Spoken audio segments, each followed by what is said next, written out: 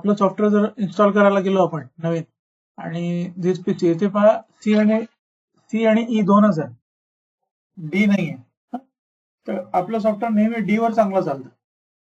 तर डी करायचं असेल तर आपल्याला याच्यासाठी हे बंद करायचं, दिस पीसीला जायचं, मॅनेज मध्ये जायचं आणि मॅनेज मध्ये गेल्यानंतर इथे डिस्क मॅनेजमेंट आहे, डिस्क मॅनेजमेंटला जायचं.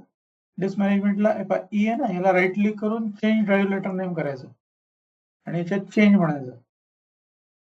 आता इथे जाऊन डी सिलेक्ट करायचं, ओके, येस, झालं डी. इतकं सिंपल आहे. आणि समजा इथे ई एफ वेगवेगळं असेल हा, आणि डी दुसऱ्या कशाला सीडी ड्राईव्हला वगैरे असेल, तर पहिले सीडी ड्राईव्हला डीचा एफ करून टाकायचं. आला लक्षात? डीचं एफ करायचं आणि मग समजा ई ला आपल्याला डी करायचं, म्हणजे डी दुसऱ्या कशाला असेल सीडी ड्राईव्ह वगैरेला, तर पहिले त्याला चेंज करून घ्यायचं.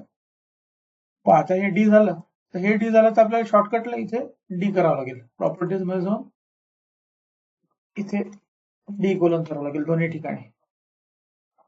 झालं, आता तुमचं सॉफ्टवेअर डी वर चालेल.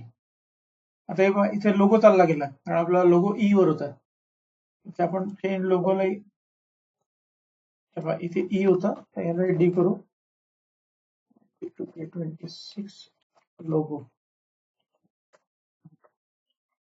झालं. आता इथे जर तुम्ही धिस पीसी मध्ये पाहाल तर ते सी आणि डी दोन आहे. आलं लक्षात? आता याचा व्हिडिओ मी बनवून पाठवून देतो तुम्हाला.